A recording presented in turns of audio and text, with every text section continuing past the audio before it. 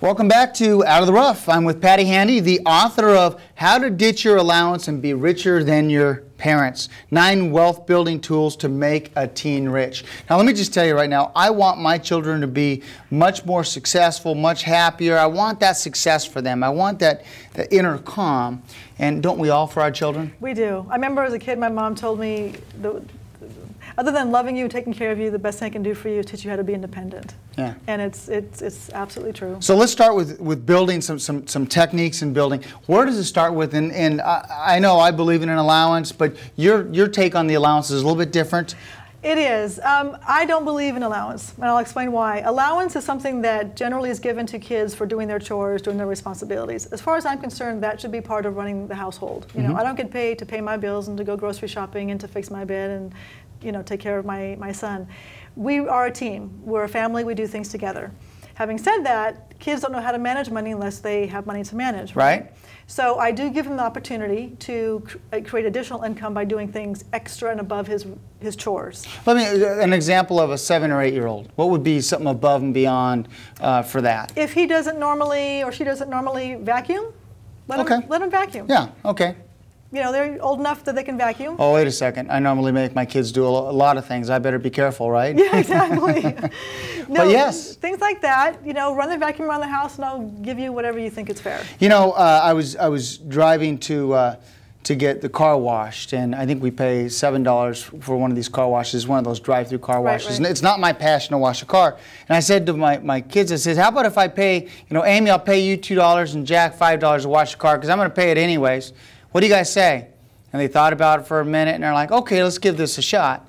Perfect. And it's a little bit above and beyond. They can spend that money the way Perfect. they choose. That's great, because you wouldn't normally, you normally would, like you said, go to the car wash, and that's not one of their chores. Right, it's not a normal thing they do. Yeah. Let's talk about, okay, they've had an allowance, they're a little bit older now, you know, 15, 16. I believe in responsibility for a car.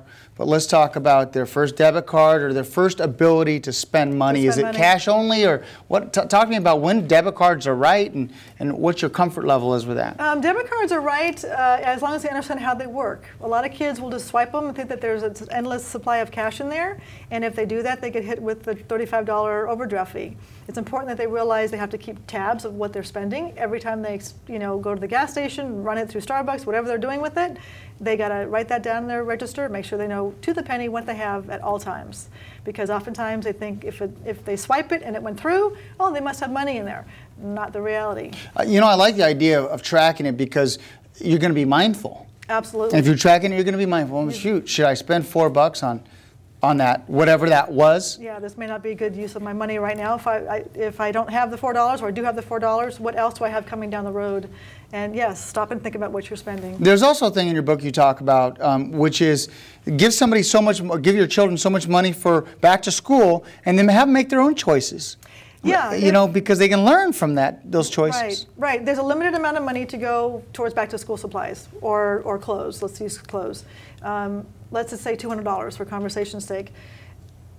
Okay, here's $200. You can go out and buy 3 pairs of pants and 2 shirts, or you can go to the, you know, shop it, compare, get sales, go to the TJ Maxx, the Marshalls, the Ross, whatever, and buy 5 pairs of pants and 6 shirts, or whatever it breaks down to. And if they realize that money's all theirs, and at the end of that, it's done for the year, that's all you get, then they're in control of what they spend. If they decide they love these pairs of jeans and they're $75, okay, that's 1 pair of jeans you get to wear for the whole year. Right. Is that what you want? Right. So it gives them the responsibility and the accountability for that money. Well, nowadays there's, because of the recession we're in, there's opportunities to get stuff at discount. And I think that consciousness, that awareness.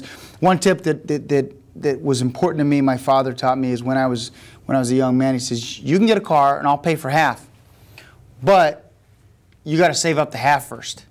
So I worked and worked and worked and worked and worked, and I'll tell you what, I love that car. And then he matched it? Because I had to do that concept, the 401k concept, with getting instead of just handing it to them, hand up instead of hand out. And you took really good care of that car, didn't you? Loved it. Yeah, thanks to my father. Great lesson I learned. Last but not least, we'll touch upon a little bit of credit. You know, inevitably, your son's going to go away to college. Right. And between the freshman and sophomore year, 33% of all freshmen have credit cards. It's like 65, 70% of all sophomores have credit cards. Are you going to let them get one? And what are the things they need to look out for? If he knows how to work with it, yes. And he will know how to work with it, I can tell you that.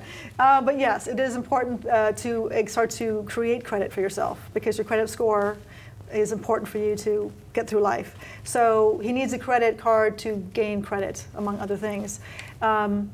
There's a prepaid credit card you can do. You fund it up front, and then you're limited to whatever that is. If it's $300, he can just spend that, and you're done. But it's a good way to kind of get your feet wet, depending upon what your kids are like with their money.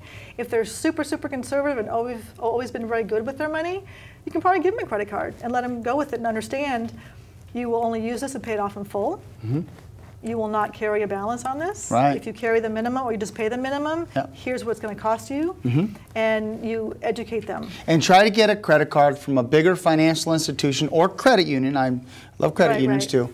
Bigger financial institution. MasterCard, Visa. Yeah, or credit union, absolutely. Right. And there's so many more tips in the book. You go into credit, you go into buying a house, you go into so many, writing a check.